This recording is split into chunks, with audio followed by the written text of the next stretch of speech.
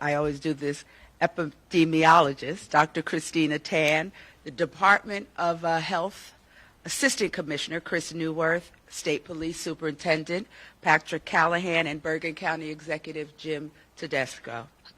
Over the past 24 hours, 4 additional presumed positive test results for coronavirus have been returned from the state lab, and a 5th was returned from LabCorp. This brings the statewide total of presumptive positive results to 11.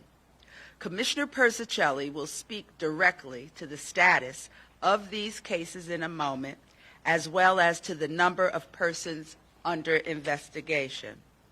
Prior to this briefing, I participated on behalf of Governor Murphy, a video conference with governors from across the nation and Vice President Pence and other federal health officials.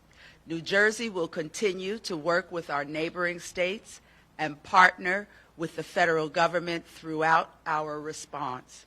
Again, I urge you to communicate to all New Jerseyans that the best way they can protect themselves from coronavirus is by practicing safe respiratory hygiene, and to stay home and call their healthcare provider if they feel sick.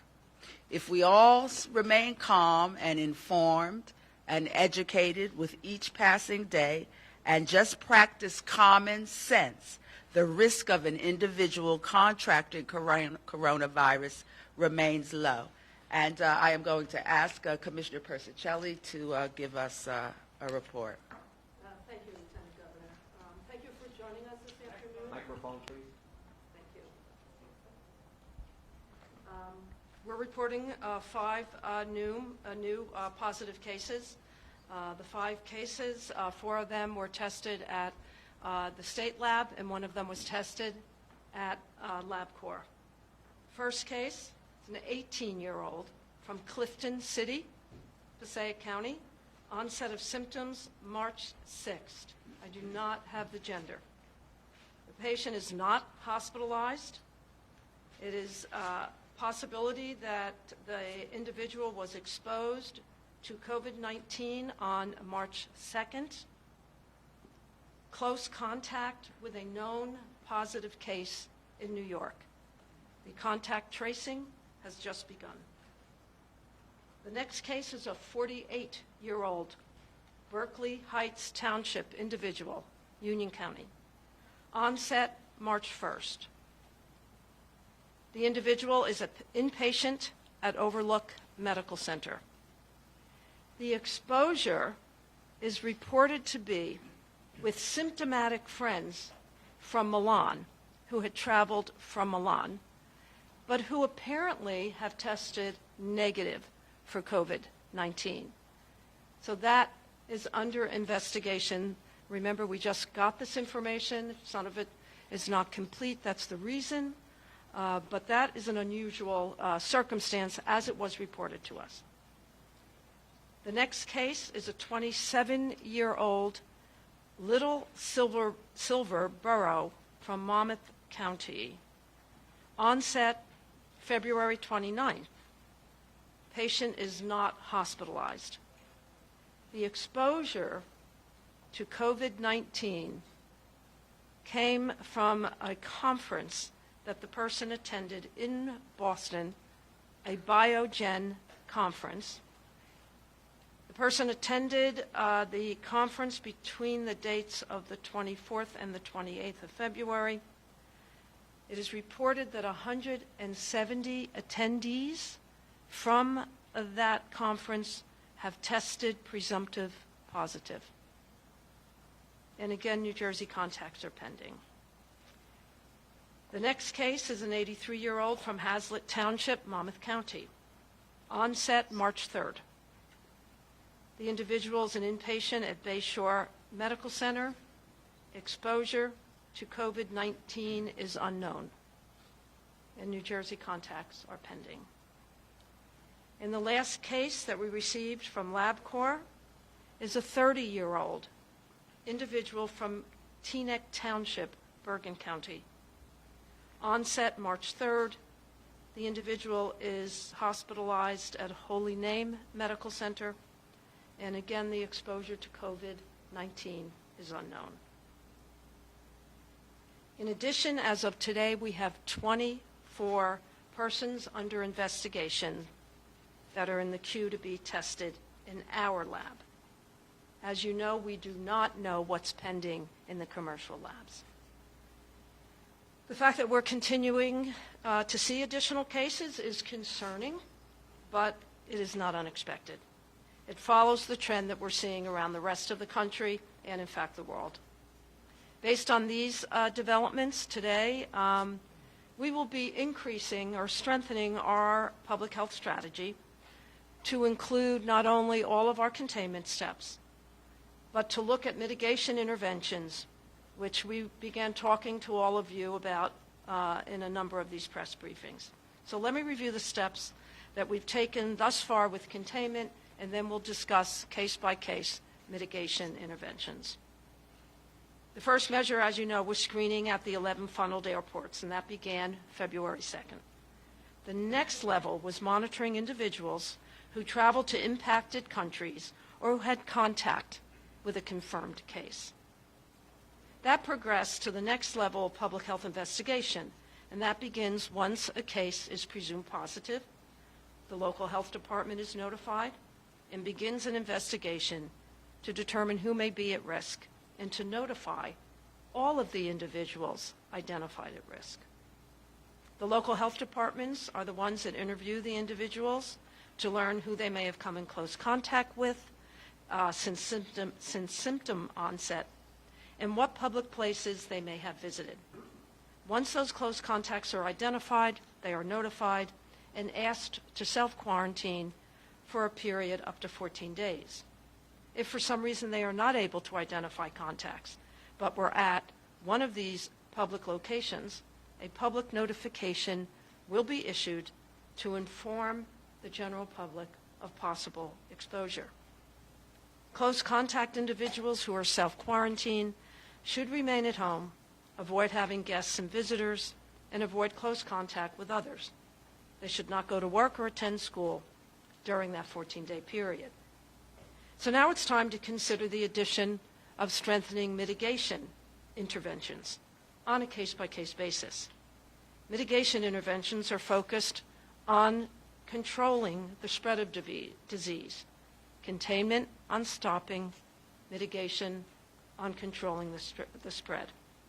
They include items such as self-quarantine, which we've talked about, and social distancing. Self-quarantine and social distancing are important public health measures. They help to contain COVID-19 illness that may occur in a community. Social distancing interventions can include things like workplace accommodations, telecommunicating, school closures and/or dismissals, daycare center closures, screening visitors at long-term care facilities, or depending on your inhabitants of the long-term care facilities and their vulnerable positions, actually restricting visitors. We have just finished a conference call with 408 long-term care providers in New Jersey to share these initiatives with them. If you need to isolate, we're suggesting everyone be prepared. Consider what you may need if you require a 14-day quarantine. Stock up on 2-week supply of food and water. Make sure you have 2-week supply of your prescription medications and non-prescription medications geared towards fever reducing. The Department of Health is available to discuss all of these situations of mitigation, again, on a case-by-case basis. As stated repeatedly, this is an evolving situation. We're available 24/7 to respond to concerns and redirect your questions to an email address that we have set up, ncov@doh.nj.gov.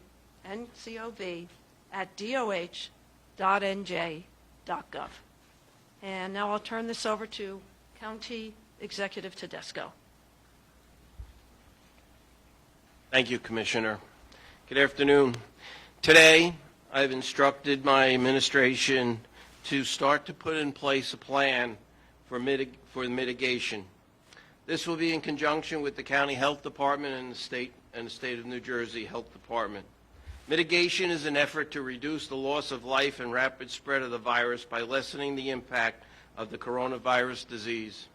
In order for the mitigation to be effective, we need to take action now, before the outbreak becomes a health crisis, to reduce human consequences. Part of the mitigation process are to analyze the risk, reduce the risk, insuring against risk. As you know, accurate and timely information is critical in any large-scale event. As the coronavirus information is received by the New Jersey Department of Health and communicated to the county, we can begin identifying spread patterns and physical locations at a county-wide level. This information also helps our county health officers speaking with our local health officers as to what is happening throughout the county. I'd like to take this time to thank the Department of Health and Commissioner Persichilli for understanding the need and importance of communicating with the county and Governor Murphy's office for direct lines of communication that have been established. 2 points I'd like to make today. I would like to reinforce today that if anyone in Bergen or Passaic counties are aware of any price gouging, please contact the Bergen County Consumer Affairs Department so we can immediately investigate that complaint. Today, the Bergen County Consumer Affairs teams are out doing spot checks around Bergen and Passaic counties. Second, the amount of people I've observed hoarding bottled water is unbelievable. As I stated last week, the water supplied by Suez Water, who is our largest water supplier in Bergen County, is safe. The process Suez uses to purify the water kills bacteria and viruses. So please, there's no need to hoard bottled water. Last, let me assure the people of Bergen County and New Jersey, we will get through this. We have been through many difficult times in the past. New Jersey people are strong, resilient, and tough. But most of all, we care about each other. We are Jersey strong. Thank you.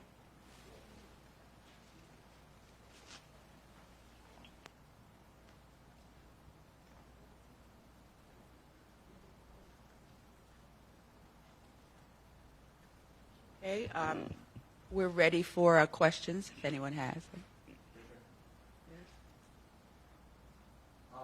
This morning, Governor Cuomo announced that the head of the Port Authority has been diagnosed with coronavirus.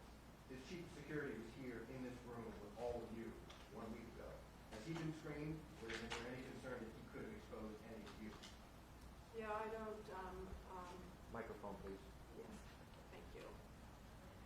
Push it down. I am not, We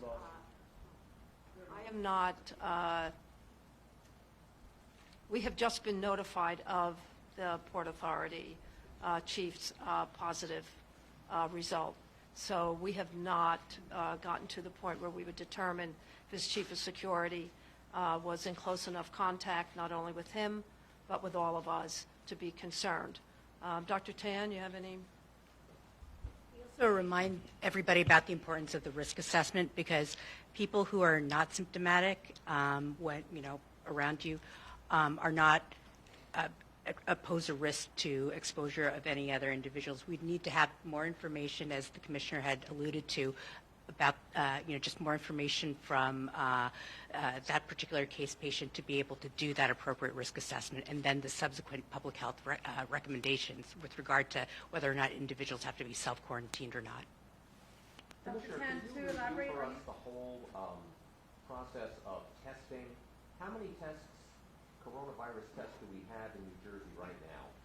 And take us through the steps of who's going to initially make the determination that someone should get tested. How many tests do we have? How many are we expecting from the CDC? How long does the process take? And then do we have enough tests to go around? We'll start at the first. The first step is a patient that presents primarily symptomatic to their healthcare professional, and an initial screening takes place. And that screening includes asking questions as to travel to China, South Korea, Italy, Iran, where there is community transmission. If it's determined that that individual fits what we call the persons under investigation criteria, nasopharyngeal oral swab is taken, and it's sent to, up till last Friday, it would be 100% sent to the state lab. And we're going to talk a little bit about the differences between that process from the commercial lab to the state lab. Once it hits the state lab, that's Chris's area. Yes. So once we receive specimens each day, the specimens are processed. That process takes several hours. The specimens are then batched together, and the tests are run for whichever specimens we received on that given day. To date, we have 2 test kits for a total of 432 tests, 216 each. Each test kit has 500, of which it can test 216 individuals. 2 test kits. Today, we are in the process of placing an order for a 3rd test kit to ensure we have that capacity. Once the specimens are batched together and those tests are run, within 24 to 48 hours, we have those results available. Does that mean they're sent to the CDC and that there's confirmation? No, that's an additional step. So within 24 to 48 hours, we've processed the results. We begin a notification process through other aspects of the department to the local health departments and the healthcare providers caring for these individuals. And then our specimens that we ran those tests on are packaged appropriately and brought via a courier to CDC in Atlanta, where then an additional confirmatory test is done for quality control purposes, and that can take, as we've seen with our first few cases, upwards of a week. This gentleman.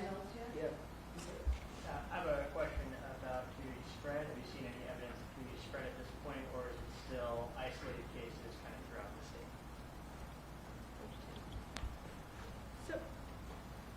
So right now we have 4 individuals, 4 cases that are associated with known COVID cases from out of state. We also have the remainder who we're in the process of determining the exposure source. We probably won't be able to identify the exposure source for some of them, but at this time there does not appear to be sustained community transmission in light of what we're seeing. But again, we continue to follow, we continue to monitor what's going on. That's why it's so important in these beginning stages, where we're getting this information, that we focus on looking at those contacts. And then as we progress, as more disease might potentially become prevalent in the community, that's when we start and continue to look at other steps and strategies to mitigate spread, as the county executive had mentioned. Yeah. Have you gotten any confirmed cases from the CDC? And if not, what is your understanding of what the apparent holdup is? So we have not yet received Cdc confirmations of the first 2 cases. We've reached out to the CDC as recently as of this morning. We have still not received that confirmation, and at this time we are unaware of exactly what is causing that delay. Yes. What about casinos in the state? Obviously, high volumes of people, lots of things to touch. Are you telling casinos or people who attend the casinos to do any entertainment precautions? I think that the businesses in New Jersey are well aware, and I consider the casino industry a business. Commissioner Persicelli and the Office of the Governor held a teleconference with the businesses across the state.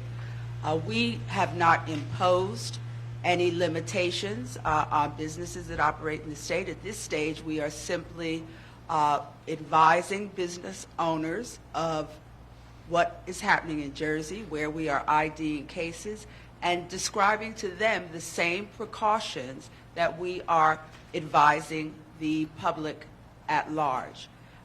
And then, because they're public facilities, I think that many of our businesses are focusing in on sanitizing public restrooms and other kinds of things.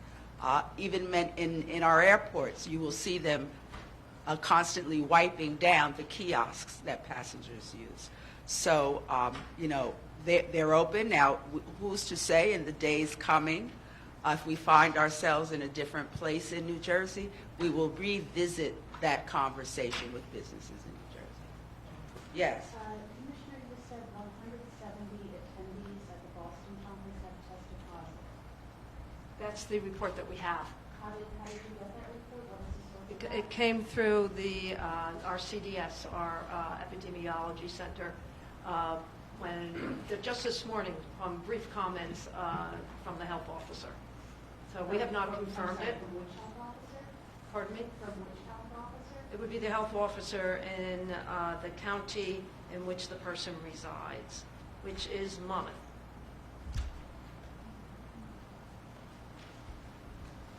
Yes. Lieutenant Governor Sidney Long, NBC 10. How close are we, or for Commissioner Persichilli, how close are we, if at all, to the potential for schools to close in New Jersey as any precautionary measure, and how will that happen? Commissioner. Yes, thank you. Schools make their own decisions. They have their own policies around closures or dismissals. We're working closely with Commissioner Lamont Repollet, and last week we held a conference call with all of the public, private, and charter schools in New Jersey. And we're in close contact. They're calling us if they have any issues. We know of 2 schools that have closed for short periods of time to amplify the education of their faculty and to strengthen their disinfection procedures. Other than that, we have not heard of any other schools that have closed at this point. The school in Passaic has closed this week. There is the Jewish holiday, and they decided to take 2 extra days to do exactly the same as I articulated with their faculty and teaching. Charlie? Commissioner, the Princeton University today put out an advisory saying that there's online courses and urging students they wanted not to come back after spring break. But then I read that to mean kind of a preemptive step to prevent community spread. Is the state considering the same action at Rutgers University, which is population is much larger, much more mobile? And what about that argument? It seems like you're in the chicken before the egg talking about mitigation. Should you take a preemptive step to prevent community spread, or it sounds like you're in a position of waiting to have evidence before you take more drastic form? We're actually doing both containment and mitigation in selected areas. So it's not that we're waiting for mitigation. I reference the work of the county executive in Bergen. We do know that some of the cases in Bergen have a relation to the cluster in Westchester, New York.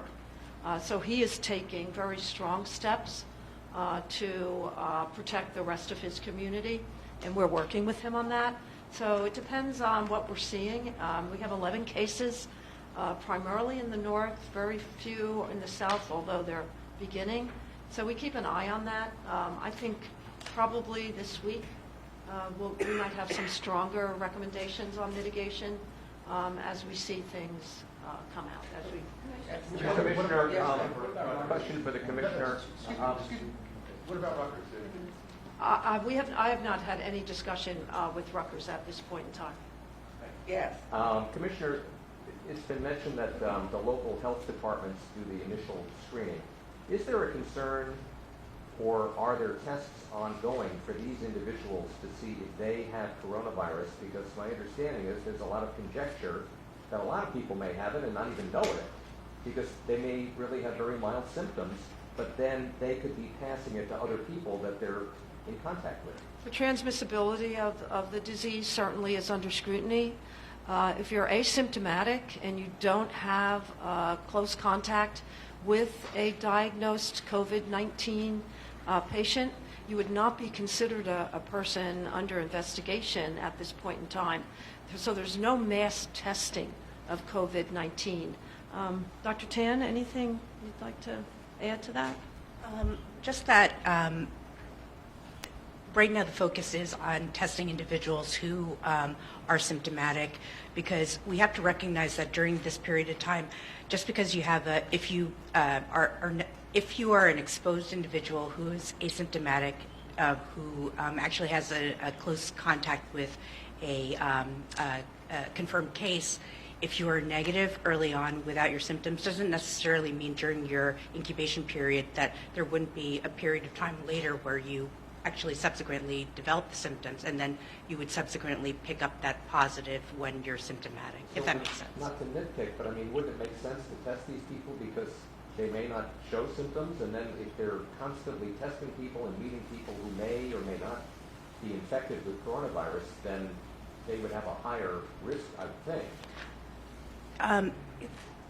Doing frequent testing might give a false sense of security, because just because an individual is negative, who was a close contact to an individual who's a case, doesn't necessarily mean that they won't become a case subsequently.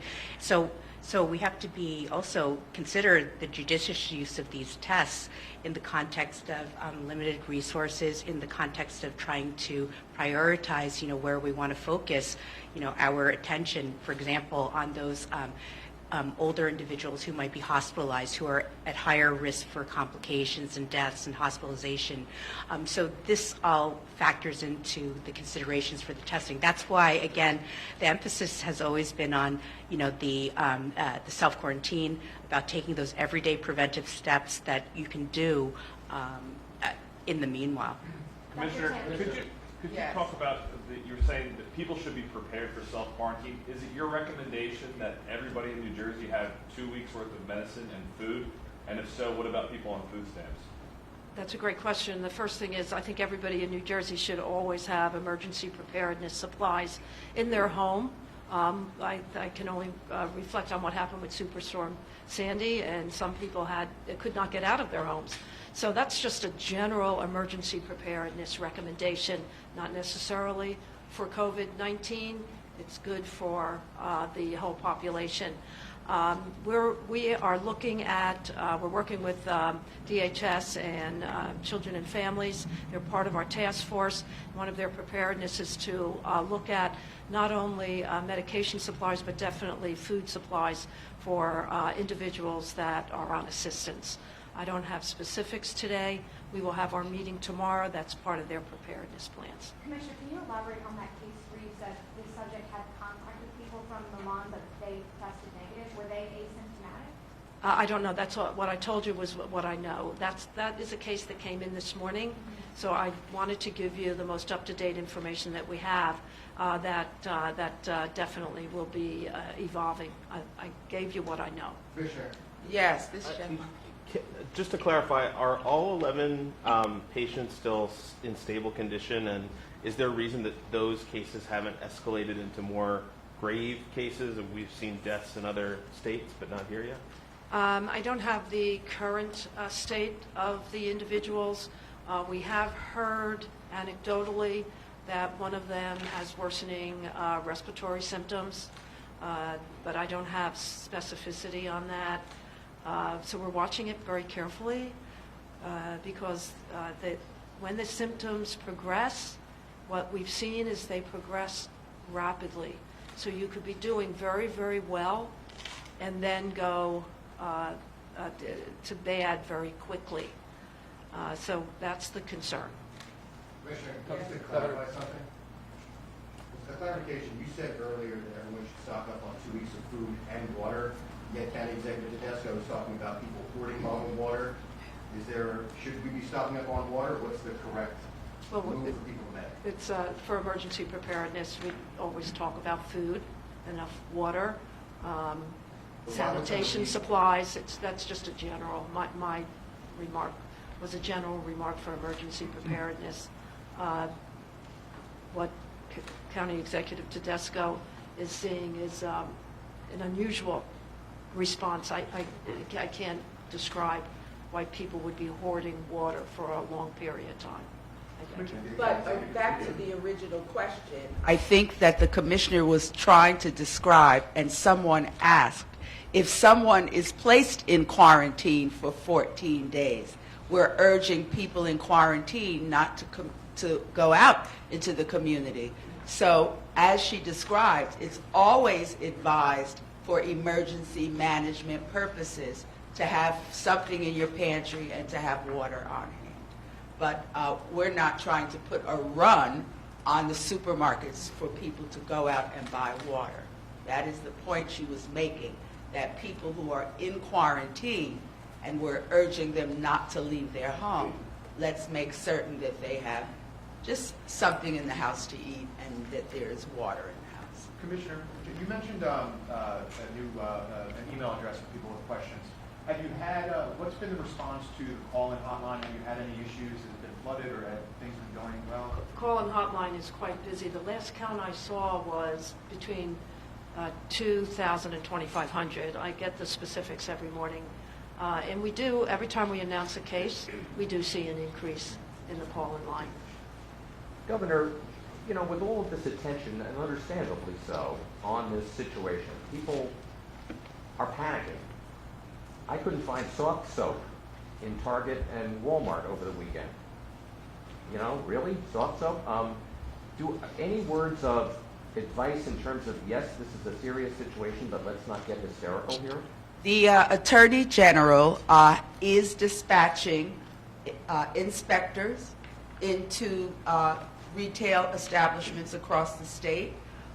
When he was here the other day, he placed on the record that they are prepared to, use the tools that they have as the Attorney General's office to deal with people who are price gouging. And we know that it is happening, but the Attorney General is down on the ground, as are local departments of consumer affairs. County Executive Tedesco described to us earlier that today, as we're sitting here, his Bergen County inspectors are within the county going into retail places and seeing if they are price gouging. Beyond price gouging, though, I mean, just in general, do people have to go out and buy all these things and make a run on toilet paper and soap and... I think that, listen, we're in New Jersey. You know, if there is one flake of snow, we're going to get milk and bread. So that's just who we are. Is there any recommendation for spring break travel? Any restrictions or any recommendations, since this is in different parts of the country a lot more intense than what we've experienced?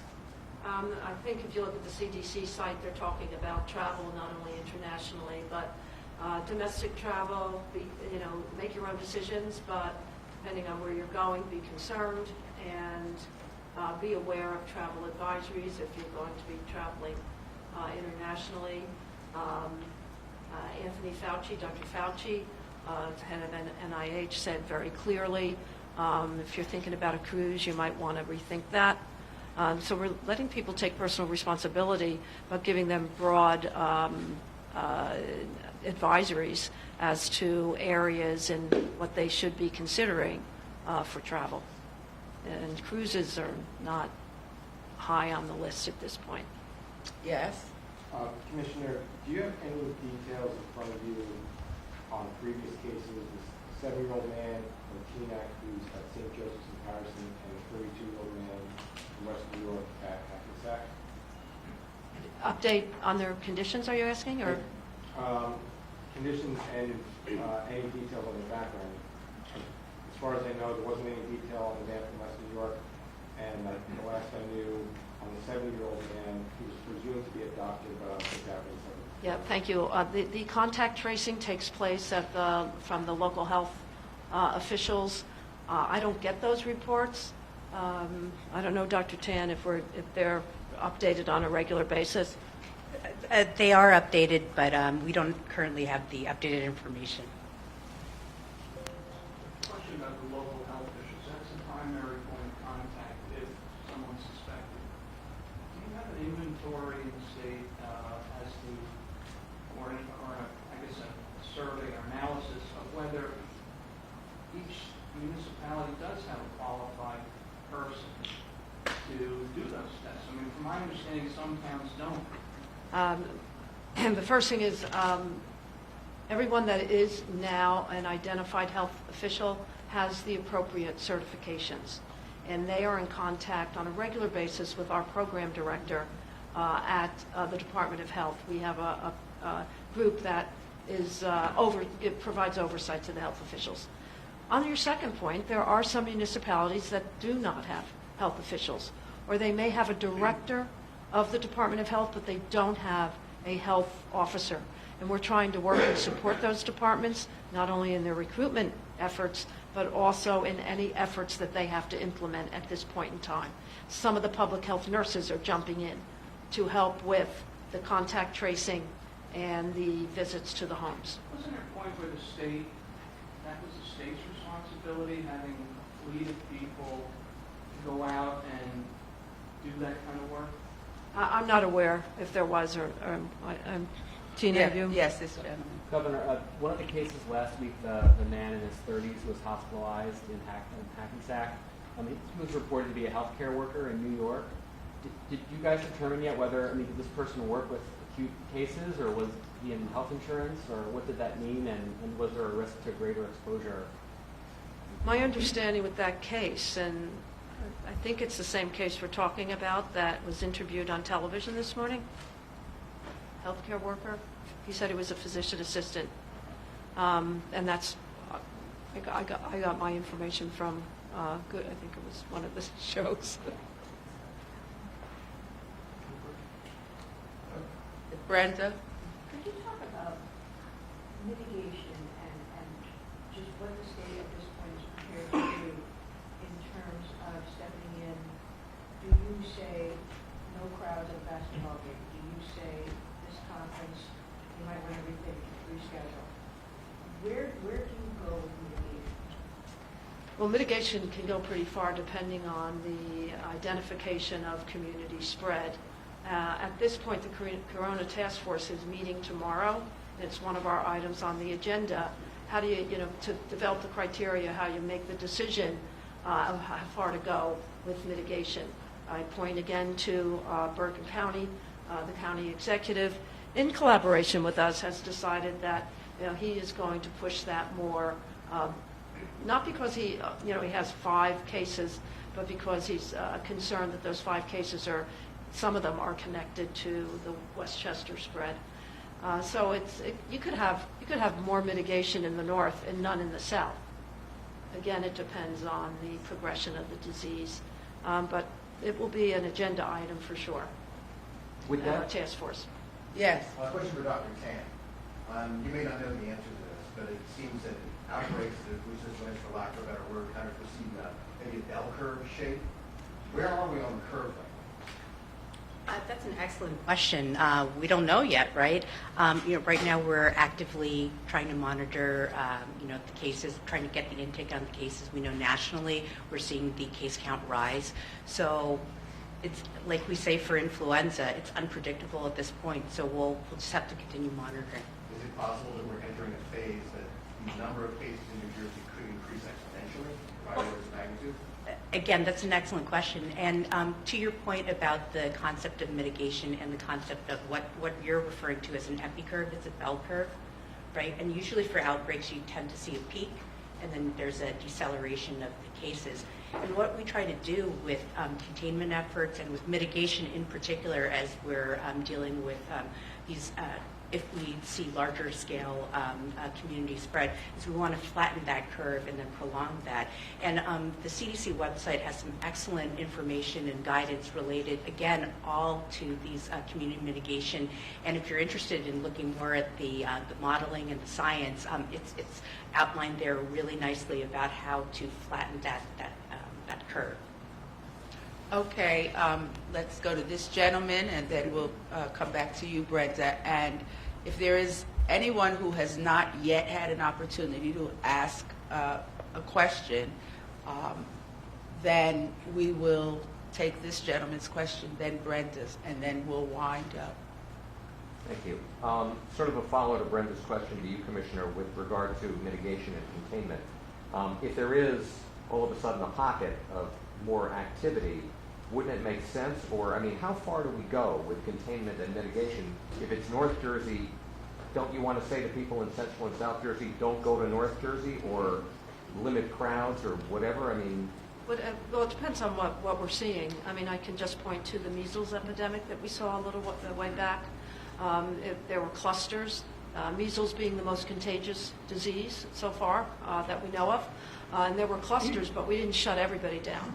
You know, you work with the progression of the disease in an area.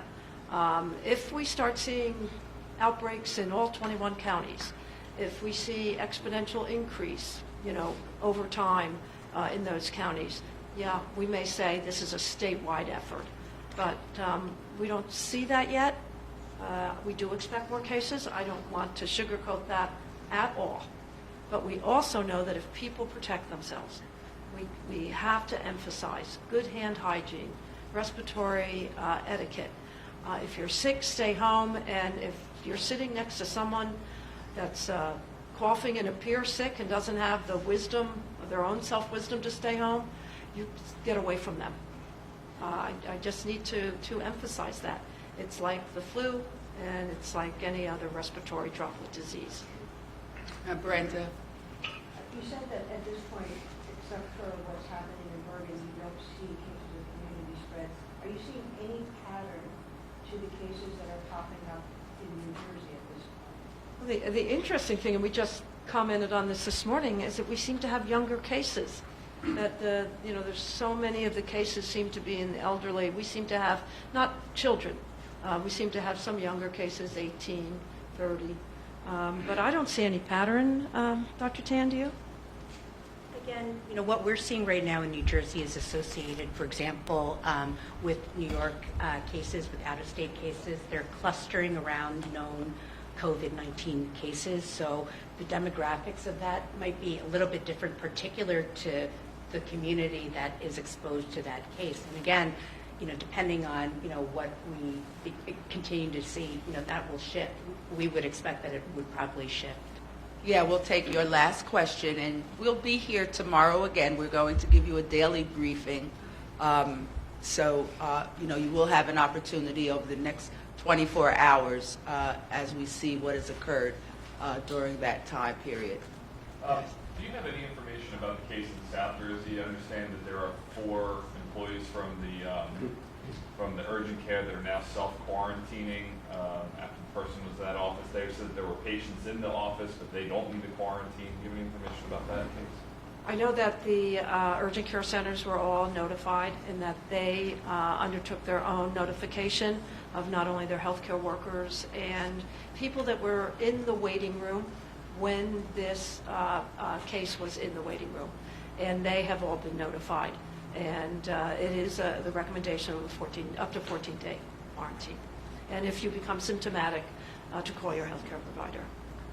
And as we close, I'd just like to, for the public information piece, to communicate to the people of New Jersey that if they have questions or inquiries, they can go to our coronavirus information page at NJ.gov/health.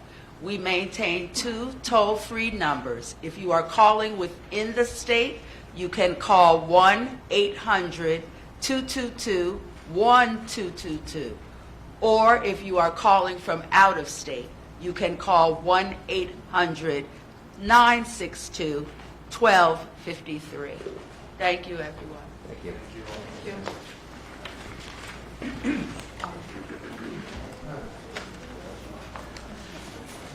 Right.